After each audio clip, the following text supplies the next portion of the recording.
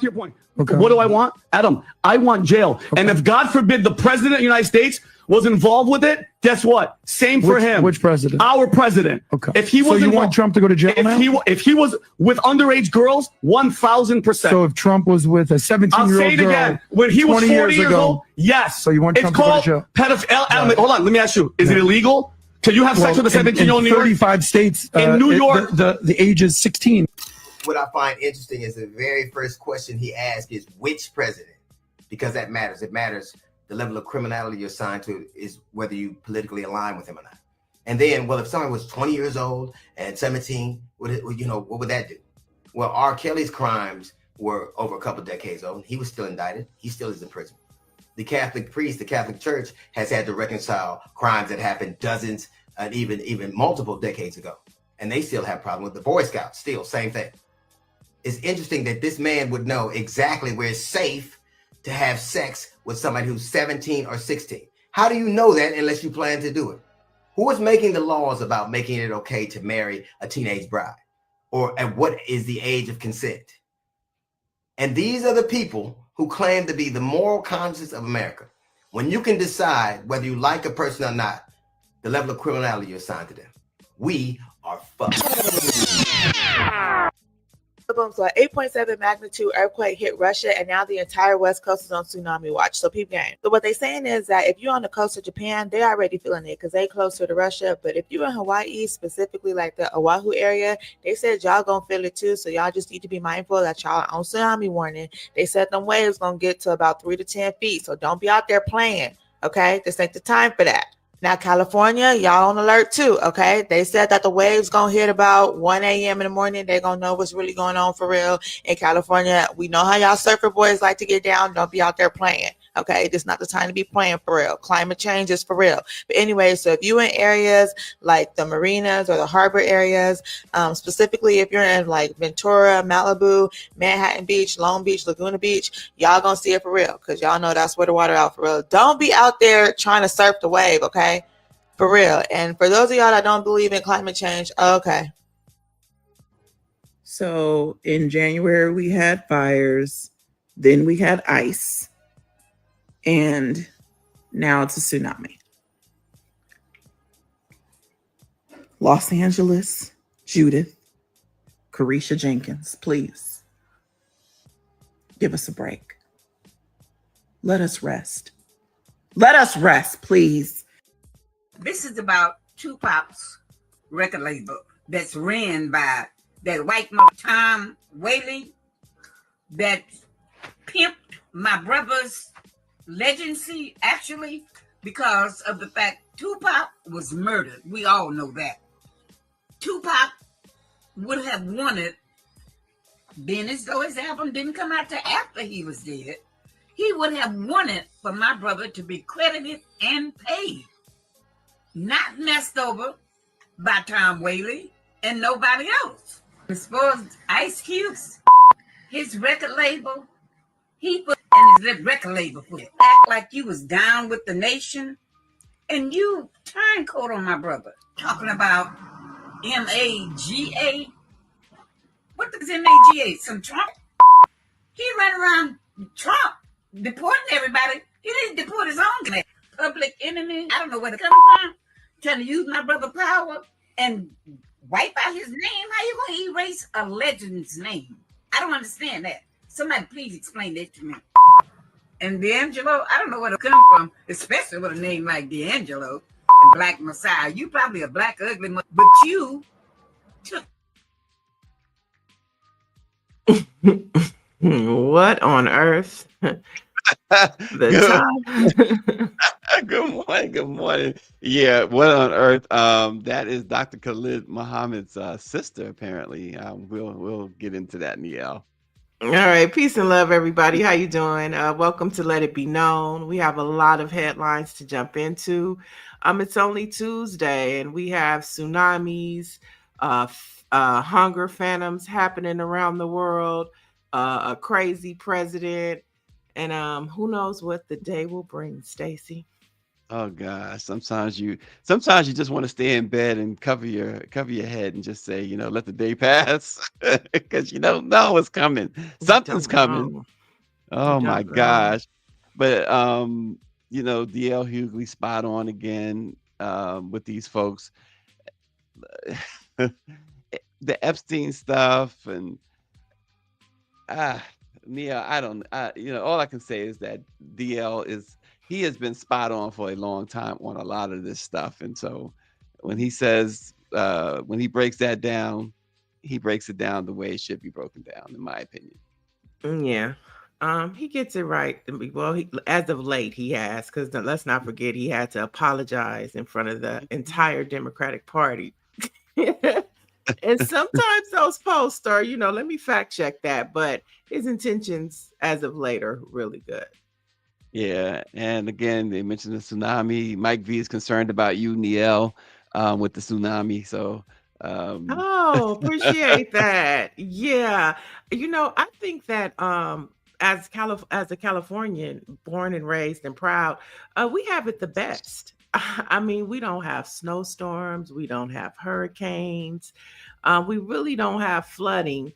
And the fires are, that was something that was unprecedented, but that's not really like the way you guys get it back east, right? Or like we have hurricane seasons. Like at most, we have a earthquake. And how often do we have those? And tsunamis, I mean, we've never really had a tsunami. So I mean, I think we have it the best when we talk about weather in the United States. I really do. Well, yeah. Listen, I guess you can say that, but there are people. I've found this too to be true that want the seasons, right? Yeah, for sure. Southern California doesn't necessarily get the seasons. And I know one thing: you don't live in the valley. I lived in the valley, San Fernando Valley, and it would get so hot. Oh my gosh. Yeah, but it gets hot, but I mean, it's sunshine basically 365, right? Mhm. Yeah, Yeah. we don't get the Yeah, four seasons. yeah, for those who, there are a lot of people who require that sunshine meant for mental health. Hmm. And so that the West Coast, specifically Southern California, places like Arizona are really good for that. Because you're going to get the sunshine. Vegas, I remember one time going to Vegas. I think we landed probably about a little after midnight, and it was like 99 degrees, and the ground was so hot. Mm. It's like, oh my gosh. Vegas is like ridiculous in the summertime. That's why you find people always in the pool or in the casinos because it's nice You and got cool for you to spend your money. you're right. You got one or two choices: the pool or just being in an air conditioned place. There is no such thing as no air conditioning in Las Vegas. You will just not survive. Yeah, and Dr. Joni, you're right. There have been a lot of fires within the past decade. That is true. Yeah, Yeah. that's a shame. We already know at the beginning of this year those fires was so devastating, just clearing out communities. So That was and they're still unprecedented. recovering. Yeah. Yeah, it was so unprecedented. I mean, I wasn't close to the fires, but it totally changed the air quality. And it was just a different weird time in Los Angeles County. But we're recovering. Lots of efforts happening in Altadena, Pasadena. And of course, we know over up by Malibu, those people have the resources, the financial resources that the people in Altadena don't have. And so it's really good to see, like the Los Angeles Sentinel newspaper, they had a conference and they partnered with Radio One to provide resources for the Altadena families. And there are a lot of predator property owners that are really trying to take up that property. And so it's a lot of back and forth. We probably should have somebody come back on and give us an update on what's happening in Altadena, because it's predominantly Black. Yes, predominantly Black.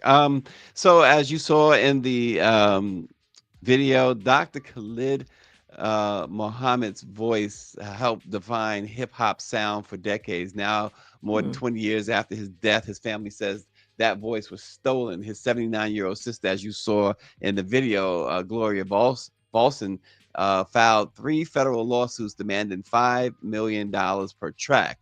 The targets are not the artists necessarily, it's the record labels, it's the industry executives who profited. But she also, as you heard, had some words for Public Enemy, D'Angelo, even Common was on her hit list. Her message was, with a name like Black Messiah, you should know better. You owe the family, pay what you owe. The estate is demanding either proof of licensing or, as we said, $5 million per track. I'm not, she mentioned this, and one of the things that I was thinking about, like, for instance, the Tupac, Public Enemy's Fight the Power came out long before Khalid Muhammad's death. All the stuff that she mentioned, pretty much most of the stuff she mentioned was out and about for years and years while Khalid Muhammad was alive. So I'm not certain that she even knows exactly what she's talking about. Yeah, I'm confused. I have no idea. I mean, I just. Who is that woman? I've never. I don't. Well, again, she is Khalid Muhammad's sister. And can you give me context of who he is? I'm not familiar. Well, Khalid Muhammad was, of course, with the Nation of Islam. He also, a lot of his speeches and the things that he said were used. The hip hop artists used them. Oh, so like a sound bite, right? Okay. They used them while he was alive, though. It wasn't like they waited for him to die. That's what I'm not getting with this attack seemingly, because we don't know what goes on behind the scenes all the time, but seemingly it came out of nowhere, and it came along with this either a threat to file a lawsuit. I've tried to find the lawsuit, I haven't found it, but maybe they have filed it, but it just came out of nowhere. Yeah, maybe we should talk about this when we find the lawsuit, because I'm with Orange G. This lady is crazy as Bessie Bug and 5 cans short of a 6-pack. Well, again, I'm not even sure that Khalid Muhammad, who died, by the way, in 2001, he died in February 2001, and he was, a prominent figure in the Nation of Islam, and then he also was a part of the new Black Panther Party, and what happened to him, he was very controversial to the point he gave a speech at a college. I'm trying to remember the college, but he gave a speech at a college back in the early 90s. I want to say 1993. And he was condemned and removed from his position in the nation by none other than Minister Louis Farrakhan. He was also censured by the House and the Senate. So I'm not, again, where did this come from? I don't know, but I thought it was really interesting. I said, we need to talk about this. Oh my God. Mike V says a few fries short of a Happy Meal. Man. I mean, look, she maybe she has a point on something. What, like you said, when we get the lawsuit, we will, maybe we'll have a better idea if the lawsuit does come. Because like I said, I checked, and I haven't seen any filings yet. So seems to indicate that they did file a lawsuit, and then she talked about they want all this money. They want to build some community centers and things like that. This She was sounds like she should go to Pakistan with our home oh, girl, that's your girl. That's your girl. Onaya. No, This sounds like hey, an Onaya Pakistan story. Anijah is there's rumors about her having a just getting a BBL and stuff. Mm. That's your girl. Come on now. That's your girl. I mean, she posted and said it's not true. It's all Okay, it's her. not true. Yeah, I mean, it's just not even. Yeah. Listen, you was keeping us up on Anijah. What she do? Y'all had a falling out? What's going on? No, I mean, Anijah is top January news. She's All not. right. She was flavoring when she was in Pakistan, and we was trying to find her in Dubai. But now she's back in New York City. She was just on Love and Hip Hop, so she's just doing the regular stuff now. So now that you know she's safe, you yeah, I think yeah. Okay. Orangey says that Mr. Muhammad's sister reminds him of that episode on Sanford and Son where he says, "I want my daddy's records." So, folks, here's some really, really good news. Alzheimer's, a Alzheimer's study has brought this great news. A major new clinical trial just changed what we know about aging and brain health. The message is clear. Real support, not just advice, can protect the brain.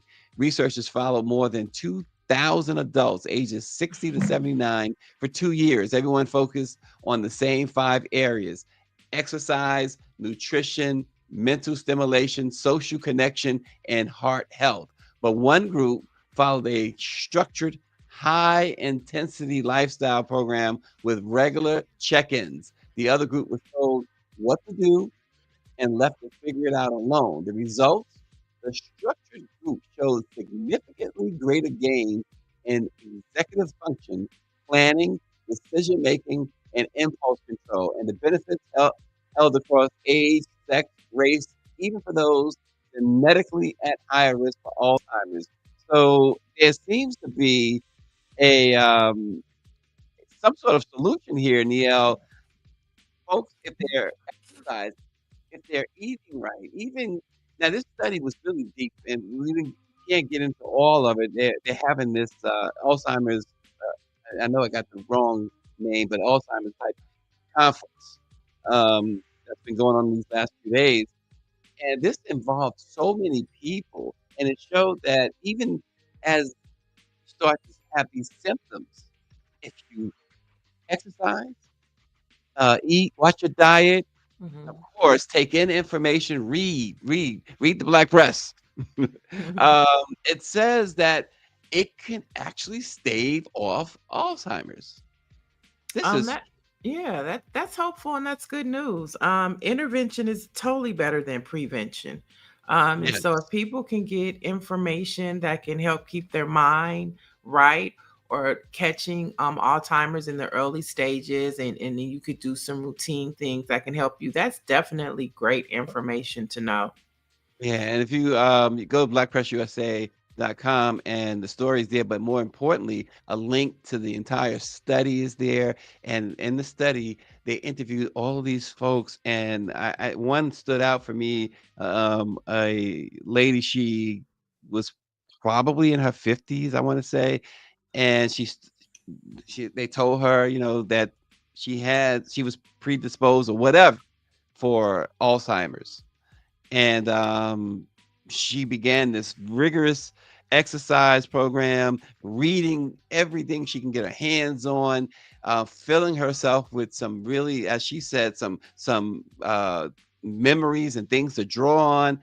And they followed her for years, and she is still doing good.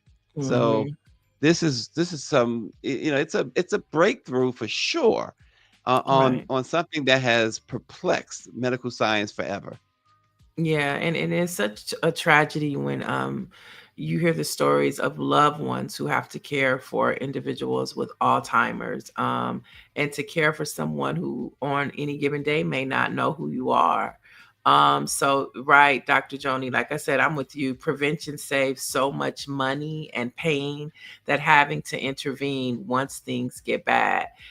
Yeah. And so this is a good study. If you know somebody, if you have a friend or somebody in your family, it's never too late to start these types of practices. Yeah, we have a dear friends who care for an elderly parent who has uh, Alzheimer's or dementia, and that struggle is real. And then I have my own brother who cares for our aunt. He and his wife cares for our aunt with dementia, and I that's the one thing I look at my brother. I'm like, man, you are the man. To be able to do that for anybody to do that, it takes a special person. My sister was doing it too for a while, and now my brother's doing it. I know we sat with my aunt one day, and it's so heartbreaking. It was so heartbreaking. The day we sat with her. So I imagine, folks who care for someone on a regular basis, man, if you can help them in any way, you should. You really should. Amen. With all that said, guess who wants to get out of jail card again? Diddy's trying to get out of jail again. It's really interesting that he yesterday filed an extensive filing with the court ahead of his October 3rd sentencing. He's calling his nearly year-long lockup unfair, arguing that the law was misapplied and the judge needs to reconsider. This judge has already said you're not getting out, but he's saying, listen, I'm just basically a John. I was convicted of being a John. And also the Mann Act, look, that's a more than century-old law, and it was aimed at stopping human trafficking, enforced prostitution, and he's saying that the jury spoke. None of that happened. So he's again offering $50 million, an ankle bracelet, et cetera, et cetera. He says, look, this is my lifestyle. I'm a swinger, and I only dealt with women who were swingers. Let me out. Let me go home. Yeah, well, different circumstances now, and he might get released because we know that the district attorney or the district attorney was fired. Comey, she's gone. And news broke yesterday. Even 50 Cent tweeted it. Breakfast Club is talking about it. Donald Trump is considering pardoning Diddy ahead of his sentencing. And so with all of these factors, I mean, the judge definitely has to weigh these things and see the turn of events. And so he has a good chance of being granted bail. Very much so. And Donald Trump wants to deflect. This is a great deflection for him to pardon Diddy. And he's already putting it out there in the atmosphere that that's what he's considered doing. So and that might, yeah. So that part right there might be what sways the judge more than anything else.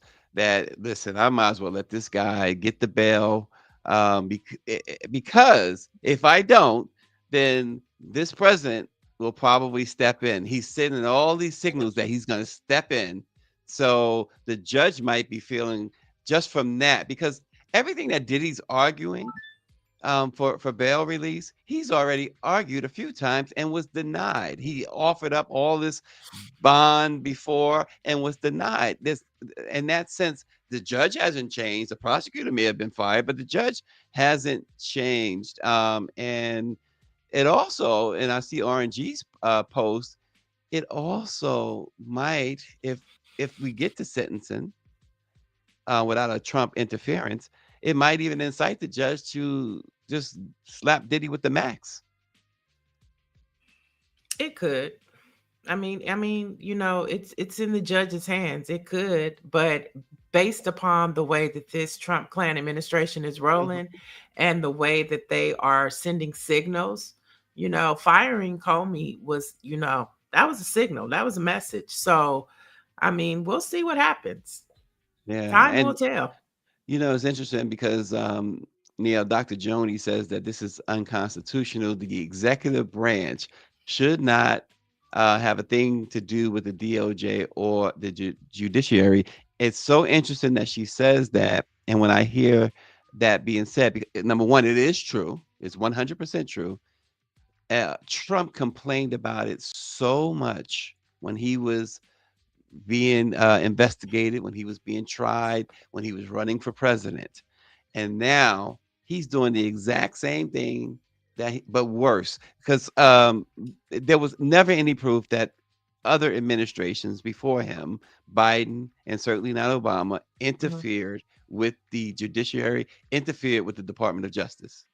Well, justice works how he sees it. That justice is all in Donald Trump's mind. What justice is for the regular American people is not the same justice that works for Donald Trump.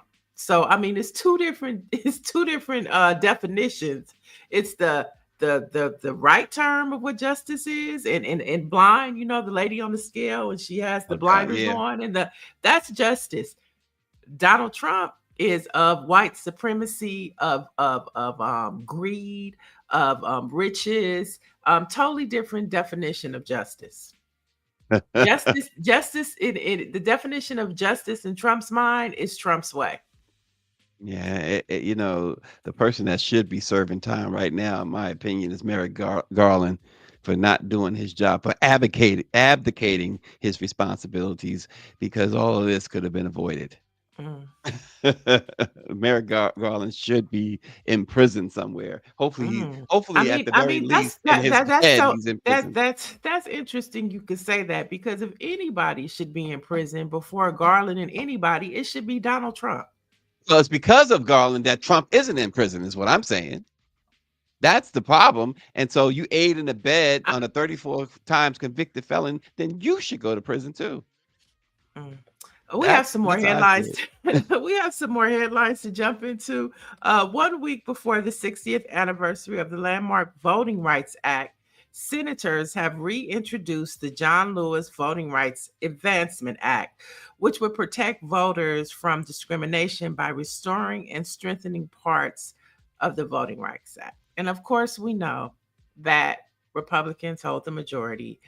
This will likely not go anywhere. But the fact that the conversation is still front and center, if we don't talk about it, then it does disappear. But even though we have to fight, we still have to keep it at the forefront of everybody's mind. And so this is just an act of persistence and following in the lines of what Sir John Lewis did for this country. And so even though I know, Stacey, you probably like, what is it going to do? I think it's just important that we say his name and that we keep what our ancestors did for us front and center until we do overcome. We shall overcome. Well, I mean, listen, we all know, to be fair, you're right. We all know that there isn't much they can do except do if this is what they would ordinarily do, listen, I have no issue with it whatsoever. We know, like you said, right now, because of the makeup of Congress with MAGA controlling it, it's not going anywhere. But, we can do revisionist history all day long, but when they were in control, they still didn't get it done. Yeah. So, we just have to keep it at the forefront, still keep talking about it. We have elections coming up next year that can, change the trajectory of this nation. And so, tell a friend, tell a friend, tell a friend. Yeah, you see Dr. Maryland says that both Merrick Garland and Joe Biden should be jailed. For allowing this, they could have stopped this nightmare, she says. But I think a lot of that, I mean, and I get it. I have frustration with Joe Biden. I have frustration, but I think that we were all operating in, a system of where, respect, right? And Donald Trump, what he's done is he's come in and he's dismantled the decorum of how our government works. This could be a good thing because if we continue to say that systemic racism drives this country, maybe it does need the system just needs to be busted up. You know, maybe So Donald Barrington Trump, said. you know, it just needs to be, you know, we need to rebuild, right? But I think that they were operating under a sense of how government has always worked. You know what I mean? And it's gotten us this far. Donald Trump has come and just disrupted all of that and showed us that you can run this country as a dictator if you want to. Nobody Well, just and ever that tried. Right. And that's the problem. What you said right there, you identified the problem. They it was business as usual for Biden and the Democrats. And it's a shame because they knew that this guy there was no such thing as decorum with this guy and his people and Stephen Miller's and people like that. They knew this, and yet they wanted to throw rocks while he's shooting AK-47s.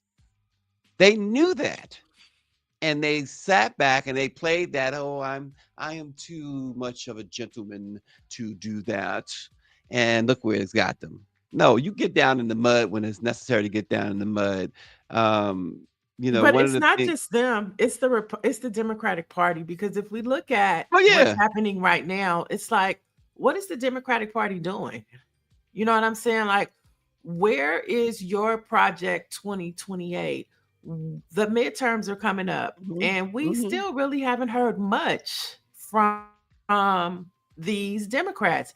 We see across the country that Republicans are trying to, you know, dismantle districts so that they can get more Republican seats. Where are the talking points from the Democratic Party? I saw that Jasmine Crockett was in her district this weekend. I saw her at redistricting meetings. I saw something last night that Hakeem Jeffries is going to go head down to Texas. But where is your the boy Gavin Newsom too. Oh, well, He's Gavin Newsom said that he would create more seats as well here in the state of California. But the question really becomes, where is the party? When we look at the Republican Party, they move together from the city to a state to a federal level. Their talking points are the same. There's Project 2025. The evangelicals are on board and they moving forward.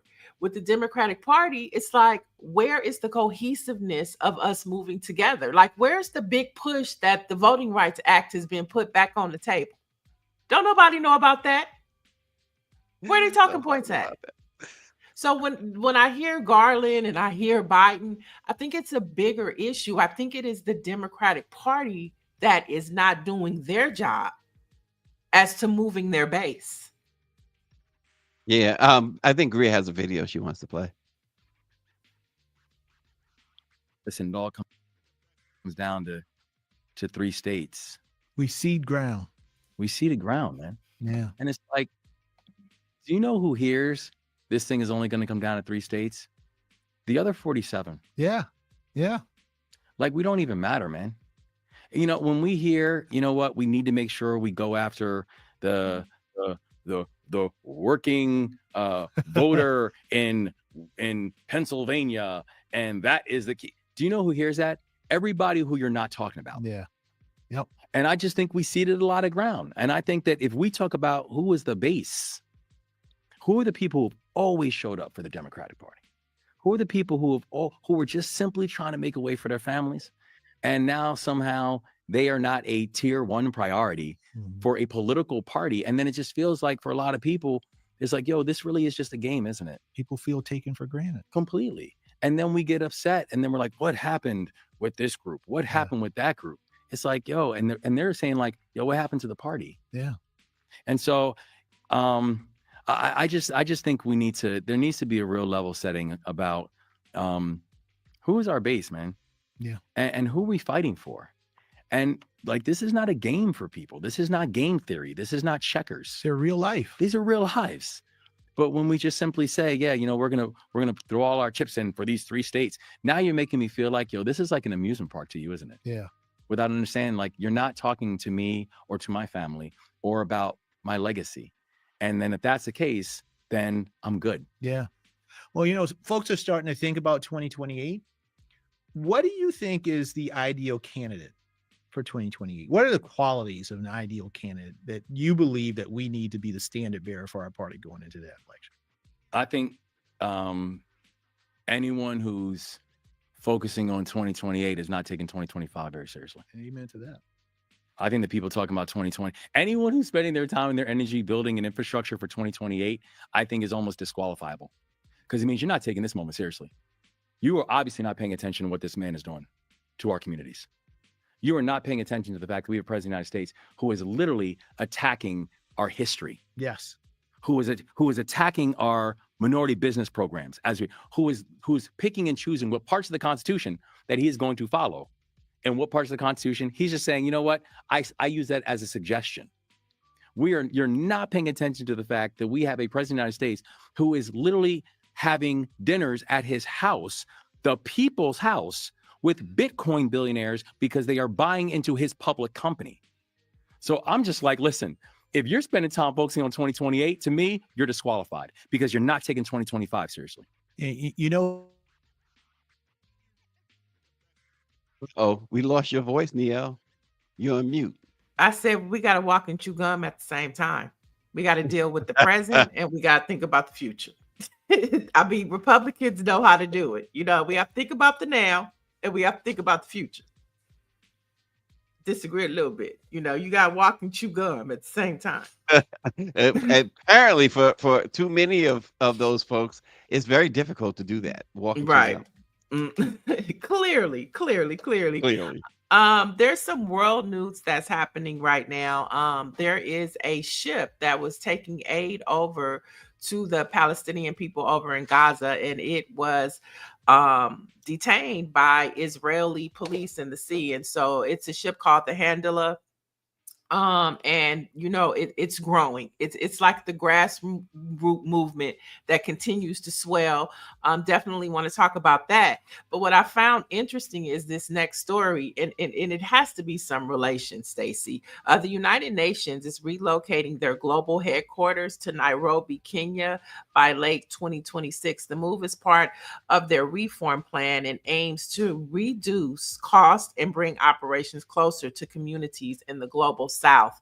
And you just think about what's happening, you know, in Gaza, when you think about what's happening in Sudan, and then when you think about what America used to be, it's not that anymore. So the United Nations is like, see you later. Bye. We're going to go to where, you know, we really can be impactful. And the United States just isn't that place where nations can be united. Yeah. That's what's going to happen. You're going to lose organizations and entities like the UN, and not just the UN, but so many other organizations are going to be they're leaving. Mm-hmm. They're leaving, and you mentioned this yesterday with the kids in the sports and not letting people over here. Well, folks, you're not letting them over here, but folks are leaving too.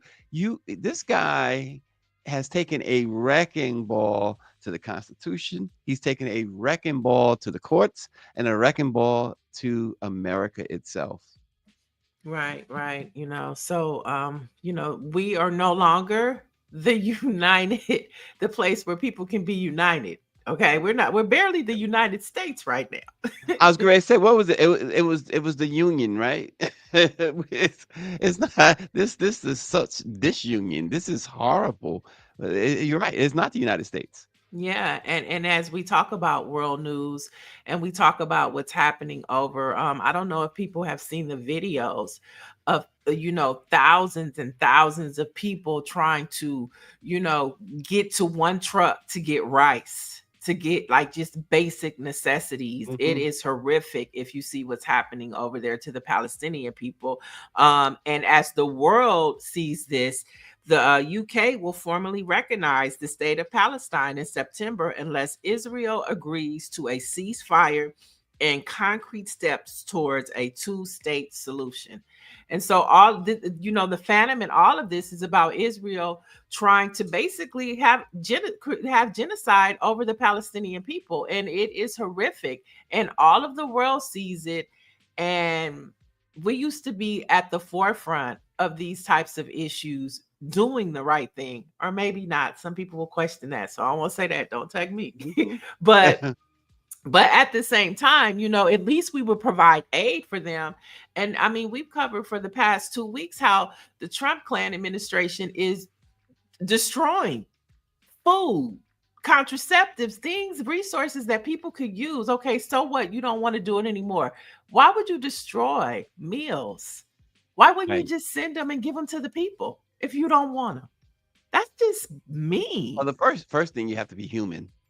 You have to be human. You have to have human feelings, to so we can't expect that. I mean, as Nancy Wall said, Trump is destroying everything, so it will take a long time to rebuild, and it's all on purpose. Purpose, yeah. Yeah. Such a mean man.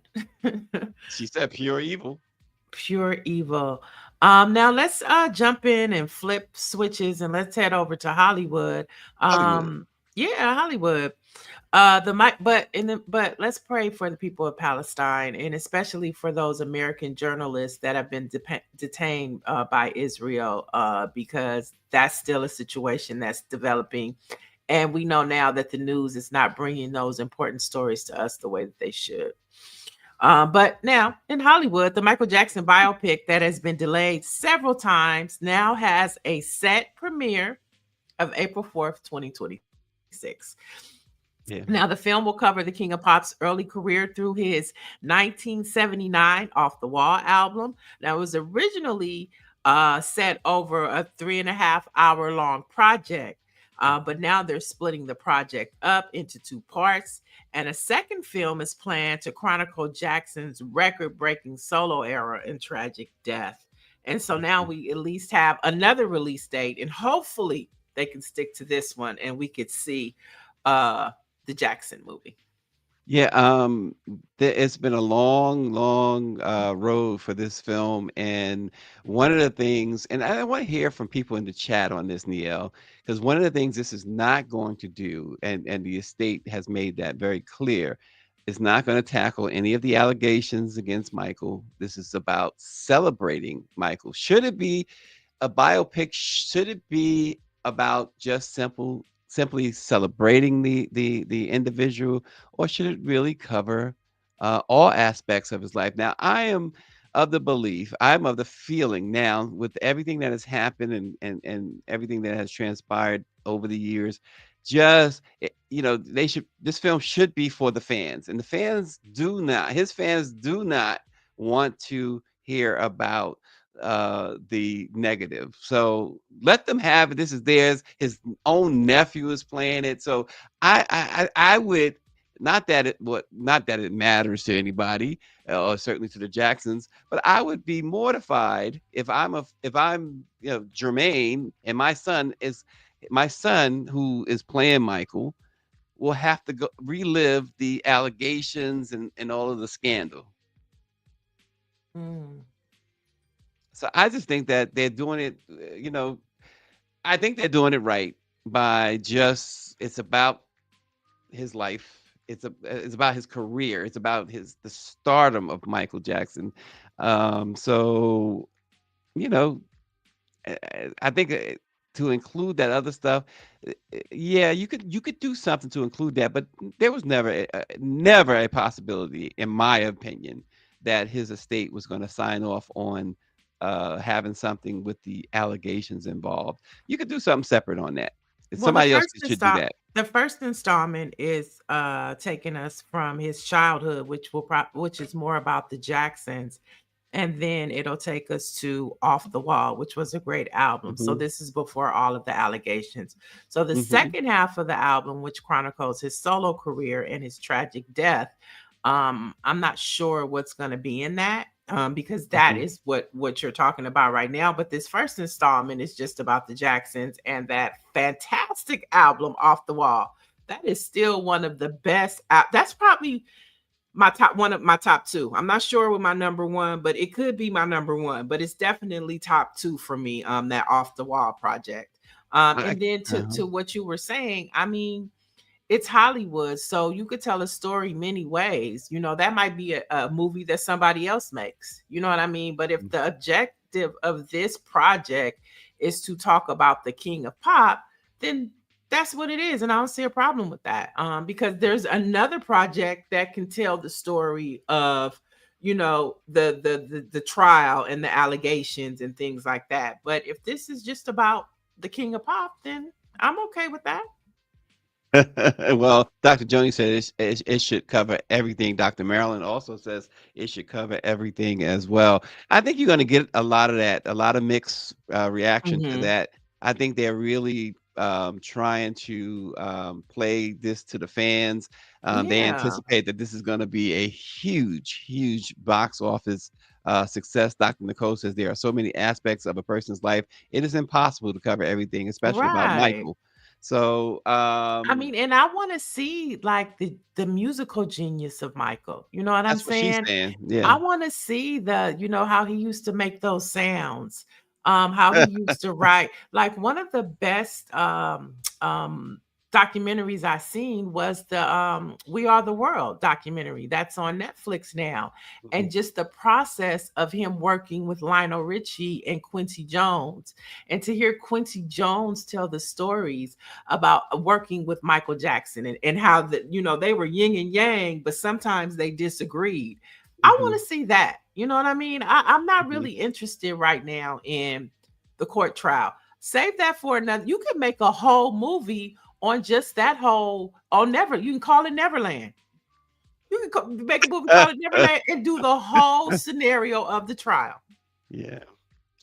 I don't think we'll see that though, unless somebody independent of the estate, and that would but that will be a fierce legal battle. So I don't think we'll ever see it. Well, time will tell. Yeah. And our last story for the day is last night, the WNBA, they were totally disrespected. So Oh a gosh. fan at the Atlanta Dreams against the Golden State game threw a green dildo onto the court. And so, you know, it didn't mortify, but you know, the girls were a little surprised by what had happened. Fans were, see, there we have it, the reaction. And so it's not clear on whether the person that threw the dildo was identified. But it was quickly removed and the ladies continued the game. But you know, I mean, come on. I just think that this entire world, Stacey, we're just losing our minds. You know, not to minimize this, but this has happened in the NBA as well. It's happened in Man, Major League Baseball where someone's thrown a sex toy on the field, or it's just really? crazy. Yeah, it has. And I never and heard of that. yeah, it happened. Gosh, I want to say it was Oklahoma City with the NBA, but I know in Major League Baseball, the New York Mets had a situation where there was a sex toy thrown into their, I think it's a dugout, or somehow found its way into the clubhouse. But the thing is, folks are not behaving at sporting events at all, and they're doing just some wild stuff. Just the other day, one of the more viral things going around social media was this young lady and this young man. She starts by, in the stands at Yankee Stadium, it's 40,000 people there. They're sitting toward the top, but there are people behind them. I mean, it's a packed stadium, and she's pleasuring herself, and then he starts to, you know, join in. I mean, it's daytime baseball, whether it's day or night, there's lights and cameras everywhere. Mm-hmm. People are, like you said, they have lost their They're mind. losing it. I mean, you know, and it starts with the head. Who's at the head? Oh gosh. Oh, no point intended. No point intended. No, I promise you, Wait a no minute. point intended. But I was talking about Donald Trump. I'm sorry. Whoa. I was talking about Donald Trump. Okay, you know, his behavior is trickling down, and people are just out of control. RNG remembers he says the big-breasted Mayo woman used to run on the field and hug players. That, what was her name? And it was so interesting because you're right, that was the 70s and the 80s, I think it's kind of stopped in the 80s, but it was mostly the 70s, I believe. There's a name for she would show up at these mostly baseball games, Orangey, I believe, and she'd run out on the field and hug a player. One of the more famous ones was when she ran out all the way to the pitcher's mound and hugged Nolan Ryan, who also gave her a hug back. But yeah, I remember that well. She said pause. Yeah, and I mean, even the violence that's happening at the games to where Yeah. fans are attacking players. I Yeah. mean, it's a dildo today, it's a gun tomorrow. The way that Right. the behavior of these fans are, the several basketball players, NBA players have gotten into altercations with fans in defending themselves, not provoking the Right. situation, but just defending themselves. And so I don't know how sports leagues, the NFL or the NBA and Major League Baseball is going to deal with this, but fans are getting out of control. It's totally out of control. And it was RNG, it was Morgana was her name, the kissing bandit they used to call her.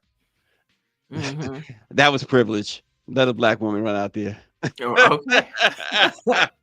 Okay. Well, I mean, those are the rest of the headlines for today, Stacey.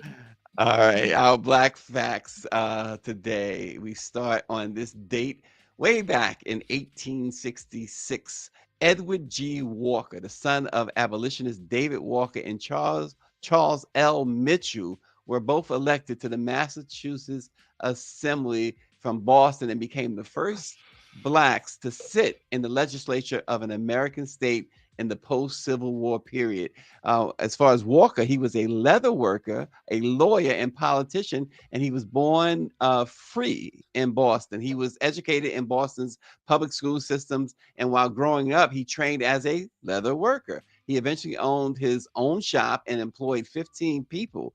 Walker, along with Lewis Hayden and Robert Morris, by now all well-known Boston abolitionists, they was praised by the New England public in 1851 for their assistance in obtaining the release of Shadrach, a fugitive slave. Meanwhile, Mr. Mitchell was born in Hartford, Connecticut, and in 1853 he began work as a printer for William Lloyd Garrison's abolitionist newspaper, The Liberator. During the American Civil War, he served in the 55th Massachusetts Colored Volunteer Infantry and was wounded at the Battle of Honey Hill in South Carolina, resulting in the loss of a foot. For his courage and action at Honey Hill, Mitchell was promoted to second lieutenant. And after the war, he married Nellie Brown, who was a noted pop singer in Boston. So all of that on this date to remember from 1866. All right. And today, Hollywood actor Lawrence Fishburne was born and he turned 64. So we celebrate him on today. What's your favorite Lawrence Fishburne movie? Mine is Boys in the Hood. I think that would be at the top of my list. Yeah, you'd have to you'd have to go with Boys in the Hood. I mean that was his. Some people would go with moment. The Matrix, though. Some The people Matrix, say yeah. The Matrix. I mean, for me, King of it's New York. Boys in the Hood. So, yeah, see, there's so many. But we wish him a happy 64th birthday today. All right.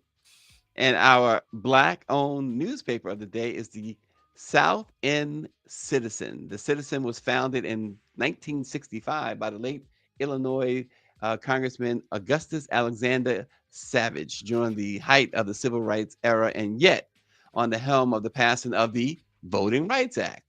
Through three newspapers, including the Chatham Citizen, South End Citizen, and Weekend Citizen, the Citizen newspaper chain quickly became the voice for the Black community, telling the stories of many from the West Side to the South Side and throughout neighborhoods in Chicago. For 6 decades, the Citizen has stood committed to informing, challenging, and contributing to the growth of its community. They are the eyes and ears of the community, they say. They boast that they are the eyes and ears. It is the Citizen newspaper. The South End Citizen is our newspaper of the day. Check out their website.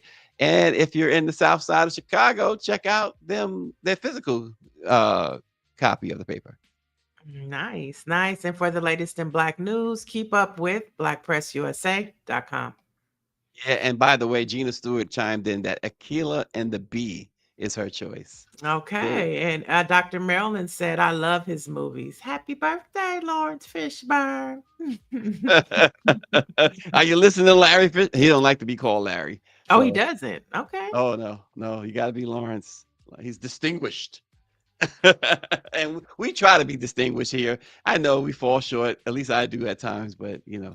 Dr. Marilyn said today is also National Whistleblower Appreciation Day. Okay, let's get some whistleblowers from the federal government and the Department of Justice.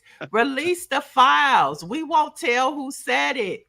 And don't forget, join us tomorrow. We got Chuck D in the house tomorrow from Public Enemy.